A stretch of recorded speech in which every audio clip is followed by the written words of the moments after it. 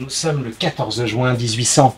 Le soir, après une harassante conquête des troupes napoléoniennes sur les Autrichiens, l'empereur qui sort victorieux a faim.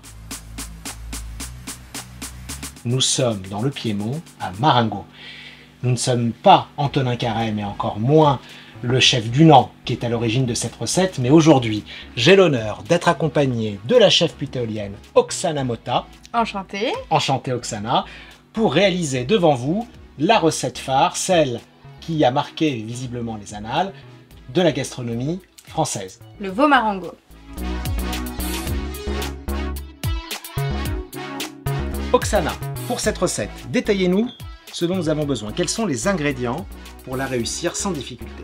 Alors pour cette recette, on aura besoin de sauté de veau. En particulier, on a besoin de la pièce qui s'appelle l'épaule.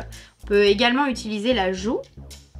C'est une pièce qui est tendre une fois qu'elle va commencer à cuire longuement. On aura besoin de champignons, de concassés de tomates, de vin blanc, de persil, frisé ou plat, peu importe. Et d'un petit bouquet garni. Oui, tout à fait. En fait, la particularité du bouquet garni, c'est que c'est une feuille de poireau à l'extérieur et à l'intérieur, on y met du thym et du laurier pour diffuser tous les arômes pendant la cuisson. Et quelques condiments quand même. Oui, tout à fait. Alors on a besoin de gousses d'ail, comme ceci, et d'oignons qu'on va ciseler après. Un petit peu de fleur de sel, de beurre bien sûr pour la cuisine française. Et puis on est bien. Et pour finir, on va réaliser des petits cœurs en pain de mie ensemble, et alors, Alexandre. Très bien, j'ai hâte. Et alors, avec quoi allez-vous accompagner ce veau Marengo? On va accompagner le veau avec des petites pommes de terre sautées à l'ail et au persil haché. On en salive déjà. Donc je vous le disais en introduction, l'empereur avait faim et il a demandé à son chef Dunant de lui concocter un petit plat. À l'origine, ce n'était pas le veau qui était utilisé dans cette recette, mais bel et bien du poulet, puisque c'est la seule bête vivante qu'il a pu retrouver sur le champ de bataille. Exactement. Donc aujourd'hui, la recette a évolué et nous prenons bien du veau. Tout à fait. Alors pour ce faire, on va commencer par faire rissoler notre viande pour effectuer des sucs en fait, ce qui va nous donner du goût lors de la cuisson et lors de la dégustation.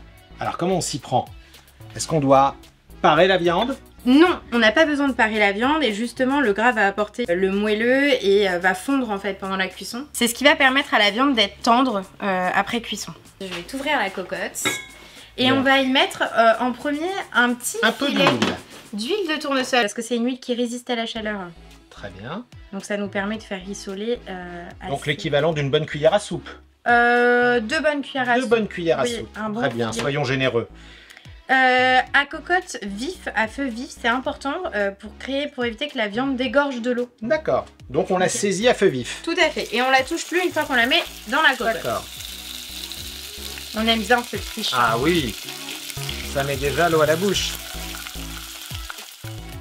Donc on évite de saler et on utilise plutôt le sel et le poivre en fin de cuisson. En fin de cuisson pour rectifier l'assaisonnement. Tout à fait. Cette étape prend combien de temps? On en a environ pour 5 à 7 minutes, le temps de pouvoir ciseler nos oignons et notre ail. Ok.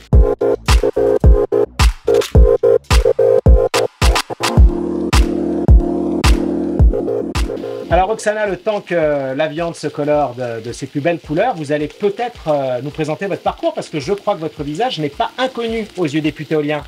Oui, tout à fait. En fait, j'ai fait le CM2 en CCJ ainsi que la 4e. Vous avez été CCJ 2 fois. Oui, j'ai adoré. C'est extraordinaire. Et ensuite? Ensuite, j'ai fait mon parcours dans une école hôtelière. D'accord. Et mon apprentissage chez Alain Ducasse. Chez Alain Ducasse, grand cuisinier à Paris, j'imagine. Tout à fait, j'ai fait mon apprentissage au Jules Verne. Au Jules Verne, à la Tour Eiffel. Pourquoi votre visage nous est si familier alors? Parce que j'ai effectué l'émission Objectif Top Chef en 2019 et 2020. Avec Philippe Etchebest. Tout à fait, ouais. Donc c'est lui qui vous a propulsé sur le devant de la scène. Tout à fait, exactement. Et depuis, la passion de la cuisine ne vous a jamais quitté. Non, et puis j'ai décidé de la transmettre en fait à travers mes cours de cuisine au Palais des Gourmets. Donc vous enseignez aujourd'hui la cuisine aux enfants et aux adultes au Palais des Gourmets. Tout, ouais, c'est ça. Parfait.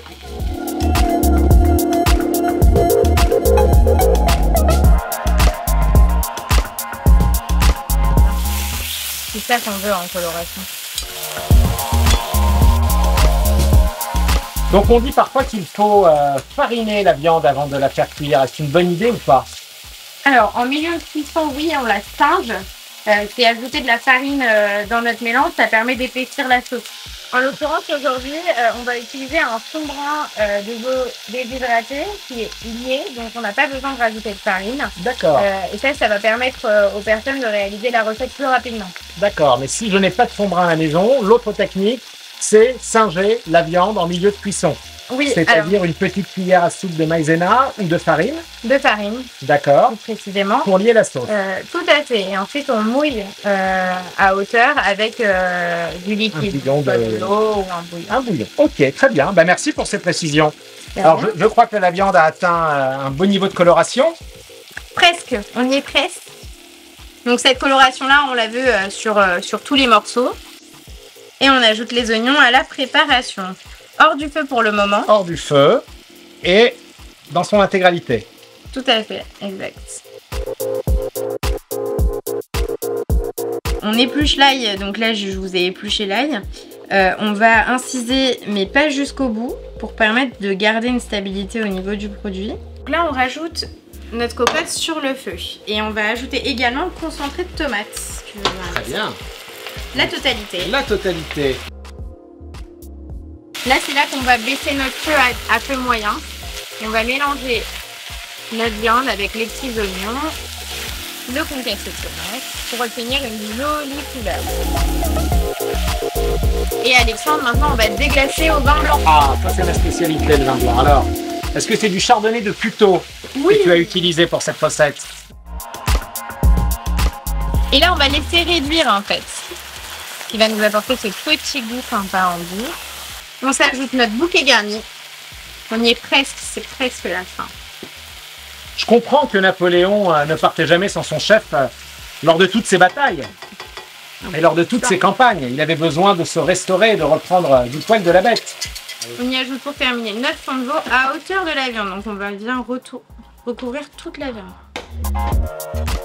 Ah, c'est un jargon, hein, la cuisine. Il y a un vocabulaire précis. Alors, à hauteur, ça veut dire que vous mouillez la viande au niveau. Exactement. Et en fait, on ne veut plus retrouver de morceaux de viande à l'extérieur de la viande. D'accord. Donc, on les immerge totalement. C'est ça. Très bien. On va refermer puisqu'on va cuire notre veau marengo au four. Au four. À 180 degrés pendant une bonne heure et demie. Ouais. D'accord.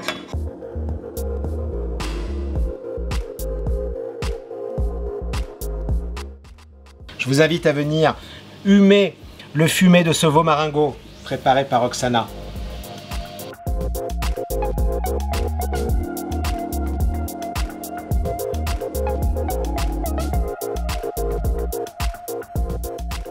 Alors, Roxana, avec quoi pouvons-nous servir ce fabuleux veau marengo?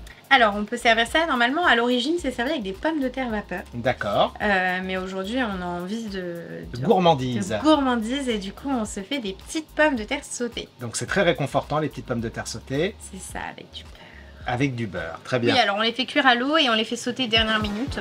Surtout, ce qui est important, c'est garder la peau, parce que c'est là où il y a le plus de vitamines. D'accord. Donc, on conserve la peau. Donc, je conserve la peau, mais je la fais cuire à l'eau. Et ensuite, je la fais revenir dans de la matière grasse, dans du beurre, j'imagine. Oui, dans du beurre et un petit peu d'huile pour contrer aussi. Très bien. Donc là, je vais les découper en rondelles. Elles sont encore un peu fermes, c'est normal, elles vont finir de cuire au beurre.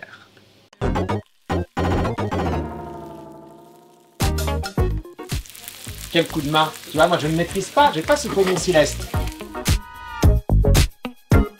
Alors, Alexandre, on va du coup éplucher les champignons. Je ne les lave pas d'abord, Roxana. Et non, parce que c'est gorgé d'eau à 80%.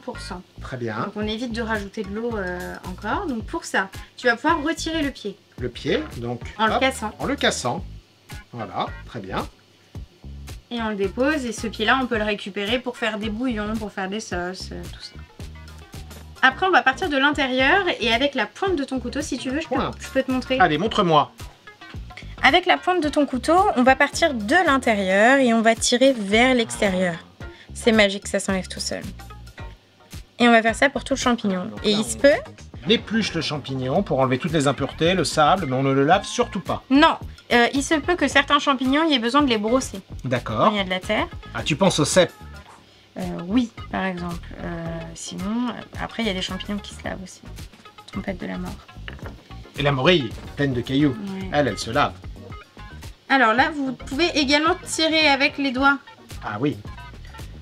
Ça marche très bien. Je suis convaincu. Super. Alors, une fois ce beau champignon paré, On va l'escaloper. l'escaloper. Alors, vous m'en direz tant. Et toujours la même Tu mets technique. tes phalanges vers l'intérieur. Je ménage mes phalanges vers l'intérieur Et là, tu nous fais des belles rondelles. et j'avance Et tu glisses. au fur et à mesure. Alors, est-ce que la taille te convient? Tout à fait, c'est super. On met notre poêle sur le feu à 2 ou un feu moyen. Planche un peu. Hop. On va mettre un petit peu de beurre. Un filet d'huile de tournesol. Alors, pourquoi mélanger le beurre et l'huile de tournesol? Alors le beurre a tendance à brûler avec son petit lait. L'huile de tournesol justement ça résiste à haute température donc ça va éviter de brûler D'accord. lors de la cuisson. Ce qu'on veut c'est que notre beurre commence à mousser. Et on va pouvoir y mettre nos champignons. Et si je ne veux pas que le beurre brûle, est-ce que vous avez une technique? Oui, alors il va falloir réaliser un beurre clarifié. C'est un beurre où on retire le petit lait. On le met dans une petite casserole et on laisse à feu doux jusqu'à temps que le petit lait descende en bas. D'accord. Voilà, et on récupère uniquement le jaune, Très qui est bien. matière grasse. Donc, ce qui remonte. Oui. Notre huile chaude et le beurre également, on balance tous nos champignons. Et on les laisse colorer. On peut mettre un petit peu de fleur de sel. Et un petit peu de poivre. Ah, Faut pas marquer les marques. le poivre du moulin. Ouais.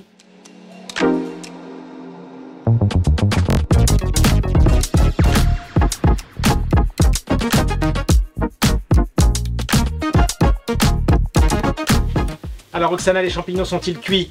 Oui, et du coup on va ajouter nos herbes fraîches. Aux herbes fraîches. Et une petite pincée de fleur de sel. Oh là là, cette cuisine à 4 mains, j'adore. Attends. Et c'est fini. Super, cette belle poêlée. Donc là, du coup, on réhydrate le fond de volailler, Le fond de volier, d'accord. Oui. Déshydraté du coup, et on le réhydrate avec de l'eau froide ou chaude. On verse la poudre dedans et on va fouetter jusqu'à temps qu'elle s'épaississe. Du coup, une fois qu'on a fait ce fond, il va nous servir pour la sauce du veau marengo D'accord. et aussi pour tremper les pointes de pain de mie, de cœur de pain de mie dedans et après dans le persil. Au final, là, une fois que tout est mélangé, on va laisser et dès qu'on a une petite ébullition, on va fouetter pendant 3 minutes. 3 minutes à ébullition. Ouais. Alors là, on va faire dorer les petits cœurs de pain de mie. Pour cela, on va mettre du beurre dans la poêle avec un tout petit peu d'huile de tournesol pour éviter que ça brûle. Donc là, on va déposer... Donc, vous avez détaillé des tranches de pain de mie Oui. avec l'emporte-pièce? Non. Non, vous Je les faites ai ça taillés. traditionnellement, Ouais. vous les avez taillés. Alors, est-ce que vous voulez nous montrer comment on taille du pain de mie en petits cœurs? Oui. Alors, dites-nous Alors. tout, mon petit chat. On va couper en deux notre pain de mie. Et on va se le mettre face à nous. Comme ceci. En triangle, donc. En fait, ce qu'on a envie, c'est d'obtenir un losange. Ah, D'accord? C'est Donc, là on que ça va se complique. égaliser. Donc là, vous faites comme si ça part en ligne. d'accord. Petite ligne. Vous partez dans ce sens-là.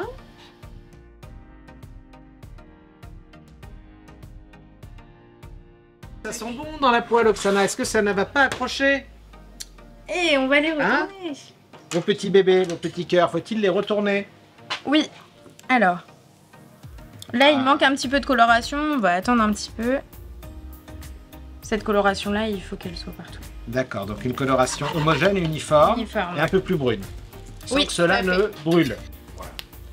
Donc nous les Ouais, retournons ça- délicatement. Il faut être très très vigilant en cuisine, ne jamais perdre de vue. Il faut toujours avoir un œil sur la marmite, c'est très très très important.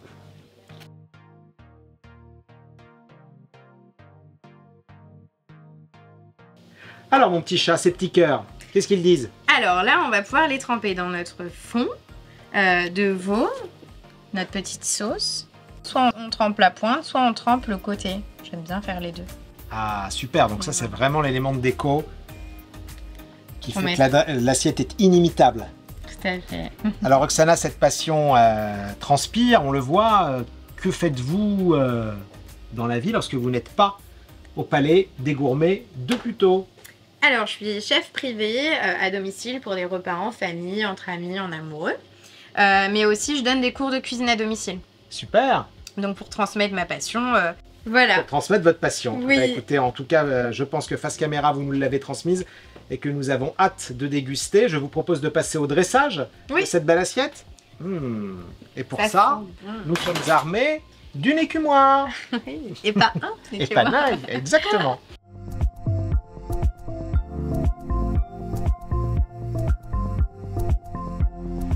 Alors Roxana, avec quoi conseilleriez-vous d'accompagner ce veau maringot en hommage à Napoléon? Avec un petit chambertin. Un petit chambertin. Ben, vous savez que vous avez raison, parce que Napoléon raffolait des vins de Bourgogne.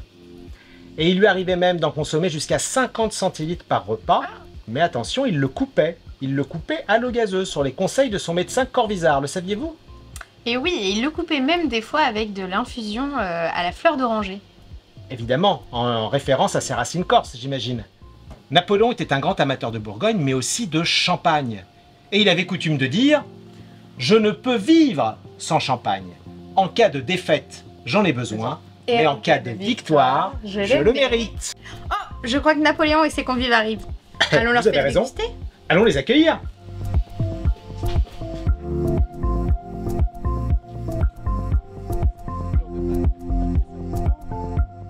Bonjour. Monsieur. Monsieur l'empereur, Madame Joséphine, mes hommages. Bonjour. Bonjour. Bienvenue chez nous. Bienvenue pour déguster ce menu en votre honneur, cher empereur. Ce menu napoléonien. Ici même à Puteaux, au gourmet.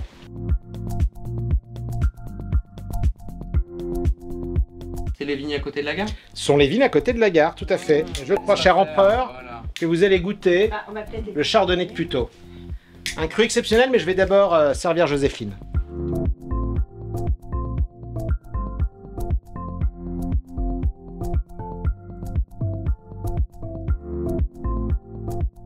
Oksana, je suis ravi de faire découvrir votre plat, votre recette, celle que vous inspirez l'empereur, ce midi à Puteaux, le veau maringot.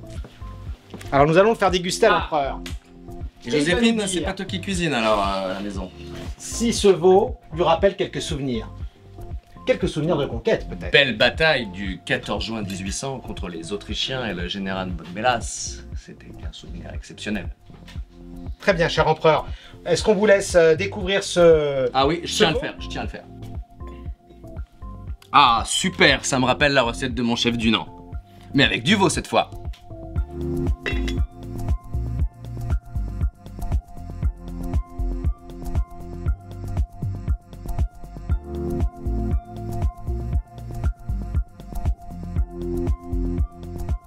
Cher empereur, mesdames, nous vous souhaitons... Une bonne dégustation. Merci. Merci.